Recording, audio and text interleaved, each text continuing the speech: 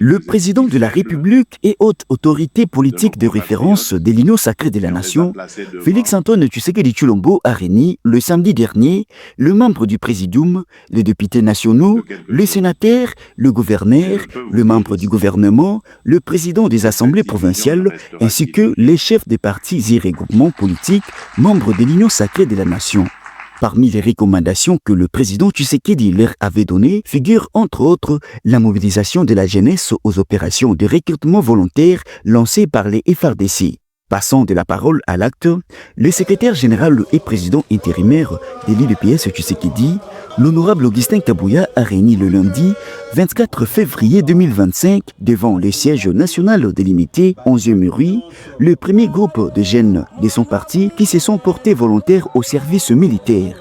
Il était question pour le numéro 1 de l'UDPS Tshisekedi de les féliciter et de les encourager pour avoir répondu favorablement au mot d'ordre du président de la République. Samedi, Tokutanakina Mokonzi, côté à Cité de l'Union africaine, Otokobenga na Mukuse, Oya. Mokonzi asenga kibiso, ba leader politique nyonso, mutu na mutu, epanaye, Pona Kosala Moussala.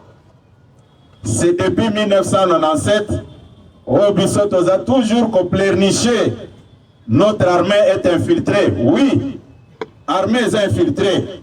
Qu'avons-nous fait pour na Kosiri Salikambouana? Est-ce que nous sommes Congolais, Tozaina Makasi, Yakobong armée ou Anate?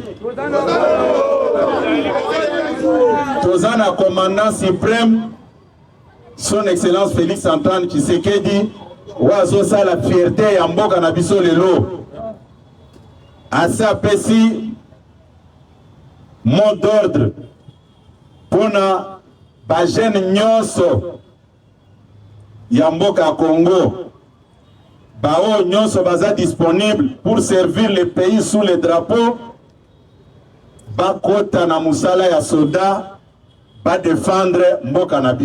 L'occasion faisant le larron, il a abordé la question relative au message faisant état de la discrimination des soilophones à Kinshasa. Pour les présidents intérimaires de l'UDPS, il s'agit d'une propagande initiée par Paul Kagame et relayée par certains religieux après avoir échoué sur celle de la supposée discrimination de Banyamulenge en RDC. Oh non, bakomi koboma bango na Kinshasa. Eza biloko ya lokuta. Boza kolanda ngai. Kagame lobi abande koloba que les Banyamulenge sont en danger.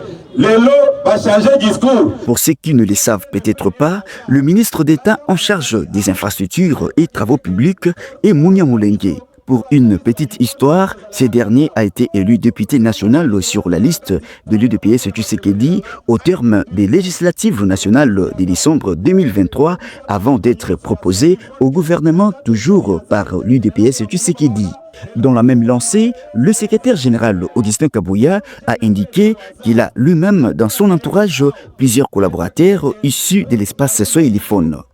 Il s'agit notamment du secrétaire national de l'UDPS Tshisekedi en charge de la communication, Clément Barouti, nommé par ordonnance présidentielle, membre du conseil d'administration à l'OCC, de son assistante Madame Faïda Biringanine Alphonsine, de la présidente fédérale de l'UDPS Tshisekedi Ouvira, Madame Francine Monganza, qui tous étaient d'ailleurs présents à cette activité et comme un seul homme en séance tenante, rejetait formellement cette fausse thèse de maltraitance des soilophones. Signalons cependant que la liste des collaborateurs du chef de l'administration du parti présidentiel n'est pas exhaustive. Parmi ceux qui étaient absents à cette activité, on peut citer le député national PCA de l'EGFREM et président de la Ligue des jeunes de l'UDPS Tshisekedi, l'honorable Adolphe Amissi Makutano, les secrétaires nationaux et administrateurs à la Sonaïdro, Léon Zindula, les secrétaires nationaux Victor Okitokoma et les sénateurs Idessa Afani. Le secrétaire national Clément Barouti a rappelé que le poste de VPM en charge de l'intérieur au sein du gouvernement ceux du directeur des cabinets du chef de l'État, du président de l'Assemblée nationale, du président du Sénat, du deuxième vice-président du Sénat, du questeur adjoint du Sénat, du chef d'état-major général des FRDC, du chef de la DGM, du VPM du plan, du chef de la garde républicaine sont assumés par des swahiliphones. Partant de cette réalité, Augustin Kabouya s'est posé la question de savoir si Paul Kagame a ses propres swahiliphones qu'il veut imposer aux Congolais ou encore qu'il nous indique avec des détails nécessaires des swahiliphones qui sont maltraités à Kinshasa. Ces questionnements viennent juste d'attester que le fait pour certains parmi nos compatriotes de relayer ces messages de discrimination, l'ennemi Paul Kagame a décidé d'user de la ruse pour diviser les Congolais par les canaux de son armée numérique déployée sur les réseaux sociaux. Il s'y est dénoté que c'est par une belle ambiance que l'activité de ces jours a pris fin. Tout porte à croire que dans les prochains jours, les autorités compétentes vont mettre le bouchée double pour assurer l'évacuation des jeunes volontaires présentés ces jours vers les centres d'encadrement militaire.